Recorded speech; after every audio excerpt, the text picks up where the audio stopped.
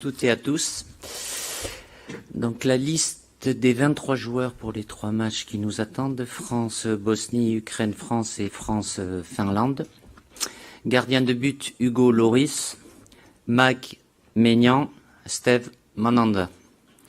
Défenseur, Lucas Digne, Léo Dubois, Presnel Kimpembe, Jules Koundé, Dayo Upamecano, Raphaël Varane, Kurt Zouma. Milieu de terrain, N'Golo Kanté, Paul Pogba, Aurélien Tchouameni, Corentin Tolisso, Jordan Verretou. Attaquant, Karim Benzema, Kingsley Coman, Moussa Diaby, Antoine Griezmann, Thomas Lemar, Anthony Martial, Kylian Mbappé. Juste avant de répondre à vos questions, le fait que je sois repassé à une liste de 23 joueurs et non pas une liste élargie, je vais vous donner quelques explications.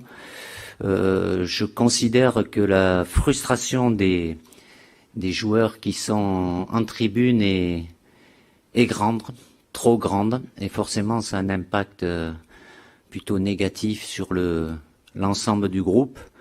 Et comme là nous sommes sur un stage de 9 jours, avec des joueurs qui sont en activité ce week-end et qui restent en activité durant le stage, j'ai la possibilité de pouvoir les rappeler à tout moment si besoin.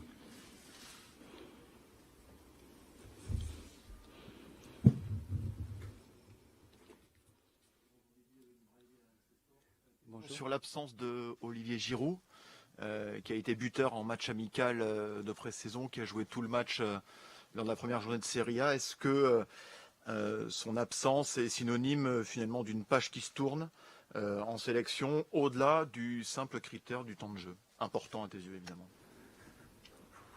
J'ai jamais eu de position radicale pour qui que ce soit. Olivier est toujours disponible. Sa situation a changé évidemment avec son transfert au Milan AC, où il a retrouvé jusqu'à maintenant beaucoup plus de temps de jeu. C'est simplement un choix sportif du moment par rapport évidemment à une liste de 23 aussi, avec de la concurrence évidemment, comme il y en a toujours eu, et le retour d'Anthony Martial, qui était blessé, comme vous le savez, qui a pas pu être dans le groupe pour l'Euro, et qui là est rétabli et revient avec nous.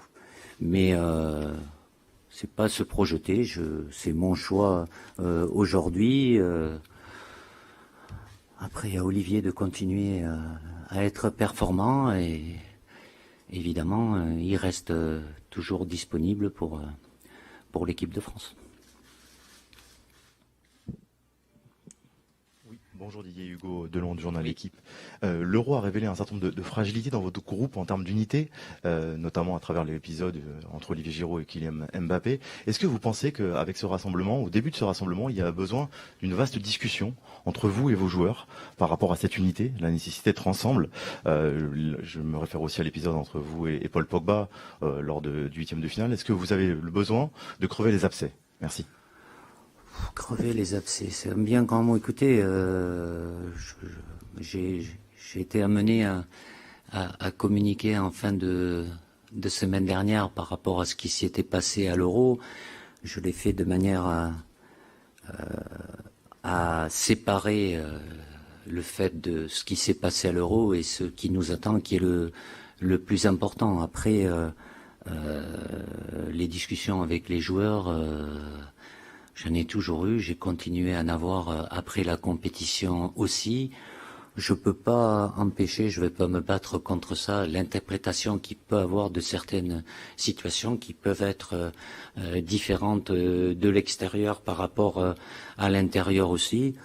Je continuerai à avoir les discussions avec l'ensemble du groupe, avec toujours la même ligne directive, voilà. Tout faire pour aller dans le sens du bien de l'équipe, ce qui ne peut pas empêcher à certains moments qu'il peut avoir certaines situations qui peuvent prendre plus ou moins d'importance.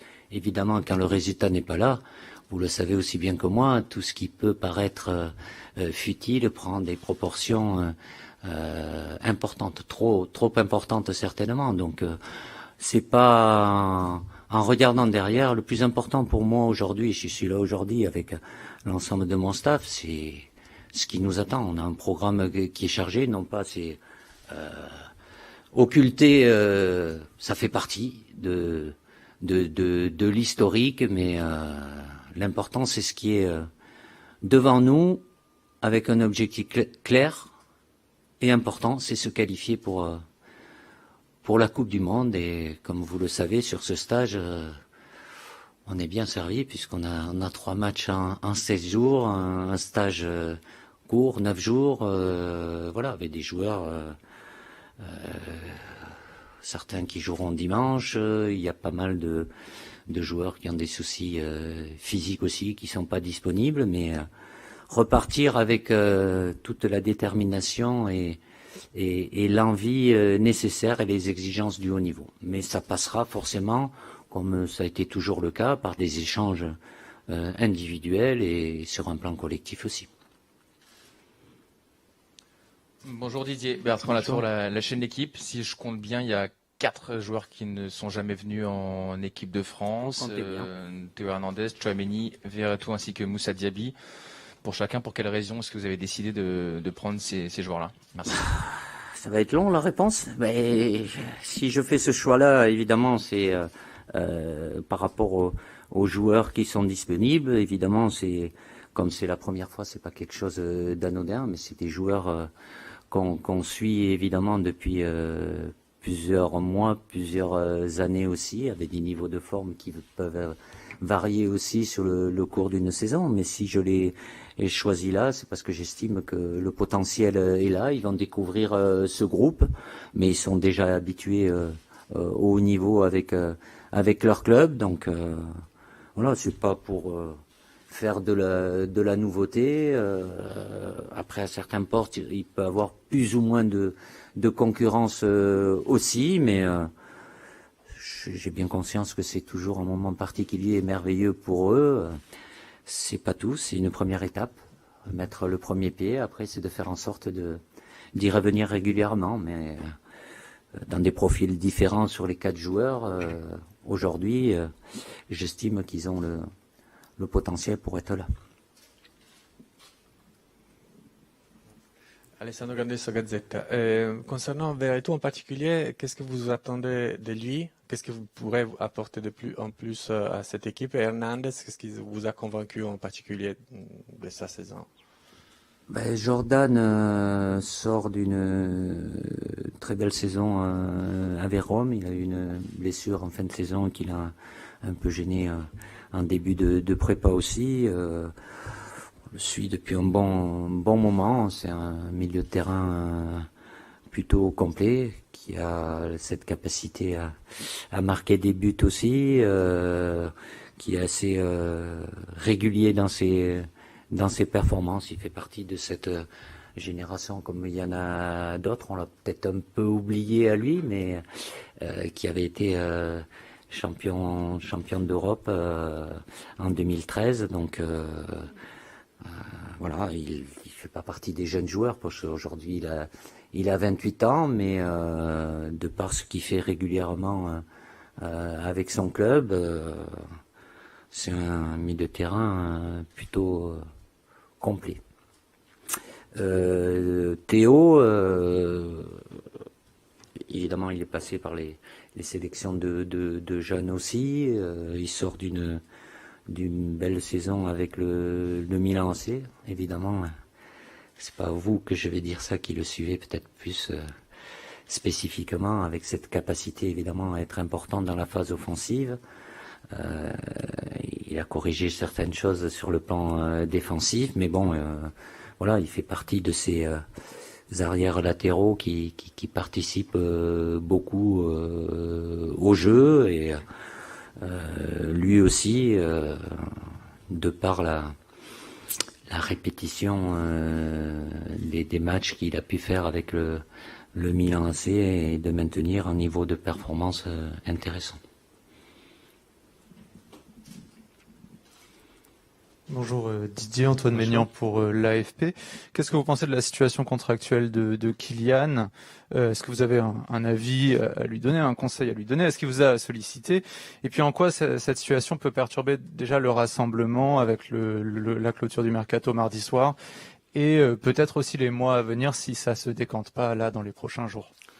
Écoutez, je ne peux pas répondre à sa place, il vaut mieux lui poser les questions. J'ai pas les tenants et les aboutissants. La seule chose factuelle, c'est ce que vous venez de dire, à savoir que la fermeture du mercato c'est mardi soir et que c'est du fait que les matchs de septembre cette année sont un peu avancés, ben ça coïncide avec la veille de match pour nous. Donc est-ce que c'est l'idéal? Évidemment non. Je vais pas me battre contre ça. Ça peut Kylian, comme d'autres joueurs, peuvent être dans un cas de figure où ils soient amenés à devoir changer de club. Je ferai en sorte d'être conciliant dans la mesure du possible parce qu'il en va de leur avenir. Ne me demandez pas s'il y a une décision qui va dans un sens ou dans l'autre, les conséquences. C'est leur décision, ça leur appartient aux joueurs, c'est leur carrière. Voilà, je suis pas à leur place. Je peux être amené à en discuter avec eux, tout au plus donner un avis, mais je le répète, la décision leur appartient. Aujourd'hui, Bonjour. le Parisien. Est-ce que la réflexion pour Moussa Sissoko est la même que pour Olivier Giroud? Et est-ce que vous avez eu un doute sur l'avenir de Steve Mandanda aussi en équipe de France? Il a 36 ans. La Coupe du Monde, c'est dans 1 an et demi. Est-ce que vous avez eu une réflexion là-dessus? Écoutez, je vais pas parler de cas, j'aime pas ça, mais chaque situation de chaque joueur est différente. Olivier, il est dans une meilleure situation aujourd'hui qu'il n'était, ce qui n'est pas le cas de Moussa, qui a été très fréquemment avec nous en équipe de France. Aujourd'hui, il est dans une situation très difficile puisqu'il est même pas sur la feuille de match avec son club. Est-ce qu'il bougera? Je sais pas. Après, évidemment, c'est des joueurs qui ont beaucoup donné à l'équipe de France, qui sont capables encore de donner. Bon, l'âge étant là, c'est pas quelque chose de rédhibitoire non plus, mais ce qui est valable aujourd'hui n'est pas forcément valable dans 3 mois, dans 6 mois. On va parler de Steve aussi. Je connais bien Steve, humainement et sur le plan sportif. À partir du moment où il maintient son niveau de performance, voilà. Après, il y a une question de concurrence aussi. Et comme il le sait, je vais vous le dire aujourd'hui, si j'ai appelé Steve dans le groupe, c'est en position de numéro 3 et c'est Mac Maignan qui sera numéro 2. Mais indépendamment de ça, même si ça change pas fondamentalement peut-être pour vous, pour lui c'est peut-être différent, mais j'ai pour habitude aussi, après c'est pas pour ça que on est obligé toujours de faire la même chose dans le 3e gardien. On peut avoir un plus jeune, on peut avoir quelqu'un de plus expérimenté. Steve sait ce qu'il doit faire pour continuer à être là. Bonjour, Hugo Delon du journal de l'équipe. Vous avez, au-delà du match contre la Suisse, vous avez tenté le 3-5-2, vous avez modifié pas mal vos schémas sur les derniers mois, avec un 4-4 de losange, avec un 4-2-3-1, 4-3-3. Il y a eu pas mal de modifications. Est-ce que sur le rassemblement de septembre, celui qui arrive et le mois d'octobre, vous allez revenir à une structure tactique plus fixe, plus déterminée, ou vous allez continuer les tests comme vous l'avez fait depuis maintenant 1 an et demi? Non, c'est pas les tests. Après, je l'ai fait à un moment, l'automne l'an dernier, volontairement. Ça a plutôt bien marché. Après, ça marche pas. La seule chose que je peux vous dire, c'est quand je vois que ça fonctionne pas, je fais en sorte de changer. Je vais pas m'entêter non plus. Et ce qui peut marcher à un match ne peut pas marcher à un autre. C'est le résultat évidemment qui conditionne. Le fait de pouvoir changer, c'est pas un inconvénient, c'est plutôt un avantage pour mettre en difficulté l'adversaire. Maintenant, je suis pas là pour changer pour changer. On peut avoir différentes options aussi. Sans vouloir revenir encore à ce qui s'est passé il y a 2 mois, j'étais amené certainement, comme je l'ai dit, à modifier et à m'éloigner de mon idée première. Non pas que je veuille renoncer au fait d'avoir toujours le plus de maîtrise possible et d'imposer à l'adversaire. Être dans la créativité et le fait de marquer des buts, mais ça va pas à l'encontre non plus de garder une bonne solidité défensive. Didier, ces dernières années, Antoine Griezmann en équipe de France a beaucoup évolué dans l'axe. Contrairement à ce qui s'est fait quand il était arrivé en équipe de France sur un côté, est-ce que le salut de l'équipe de France dans un futur proche, ce sera de le mettre plutôt sur un côté comme ça avait été le cas notamment contre l'Allemagne?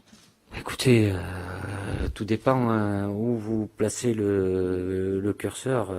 Avec nous, oui, pendant une longue période, mais comme vous le savez, dans son club, il n'occupe plus cette place depuis un bon moment, et donc forcément il y a des habitudes, des repères qu'il a moins. Antoine a cette capacité à pouvoir jouer à plusieurs postes, pardon. Évidemment, la position idéale dans l'absolu, en ayant l'habitude d'y jouer, c'est d'être dans une position de deuxième attaquant. Mais avec nous, il a été capable, et avec son club aussi, de faire de très bons matchs en étant décalé. Donc c'est une question d'équilibre par rapport au reste de l'équipe aussi. Une autre question? Non. C'est bon. Ah, là-bas. Ah, oui, bonjour. Cyril de la Morinerie d'Europe 1. Oui. Je voulais savoir si il y avait eu un peu d'hésitation à sélectionner de nouveau Kingsley Coman par rapport à ce qui s'était passé lors du match France-Suisse, qu'il y a eu une discussion. Comment vous voyez les choses après coup? Merci Didier. Ah non, je n'ai pas eu d'hésitation, je sais pas. Enfin, je sais pas ce que vous avez interprété, ce qui s'est passé, voilà. Je vais vous le redire si vous voulez. Après, Kingsley, c'est un joueur que je connais bien, qui a un historique avec l'équipe de France et qui est compliqué de par les blessures qu'il a eues, et sur le moment, dans une situation, à partir du moment où il est actif, il est sur le terrain, ça se passe bien. Il a eu un problème physique où on va pas lui reprocher de tout faire pour continuer, même si à partir du moment où c'est un problème musculaire, les risques sont quand même plus élevés, quoi. Donc, et c'est ce qui s'est passé malheureusement pour lui. Après, on va pas rentrer dans l'interprétation que peut avoir les uns et les autres, mais bon, j'ai eu une première vie où j'étais joueur et je sais très bien comment ça se passe. Et chaque joueur a un propre vécu, un propre historique, et évidemment, ça rentre dans ma réflexion et dans mon analyse, sans parler du contenu, mais factuellement, c'est ce qui s'est passé. Oui, Didier, Antoine Maignan pour l'AFP. Oui. Pourquoi rappeler Dayot Upamecano? Il avait eu des débuts un petit peu mitigés, quelques petites erreurs, et puis des moments un peu meilleurs en bleu. Il fallait lui laisser le temps de franchir un cap. Et enfin, c'est ma question. Et petite question sur Moussa Diaby. Qu'est-ce que vous attendez de lui en équipe de France? Qu'est-ce qui vous séduit chez ce joueur? Merci. Oupa est venu avec nous, il a fait effectivement de bonnes choses, d'autres un peu moins bien, mais comme ça arrive aux joueurs qui viennent en équipe de France pour la première fois, il a passé du temps depuis. Aujourd'hui, il a changé de club. Si je l'ai pris un moment, c'est parce que j'estimais que potentiellement il avait tout ce qu'il fallait. Je vais pas changer d'avis aujourd'hui. Après, il peut avoir une période un peu moins bien, une période de doute.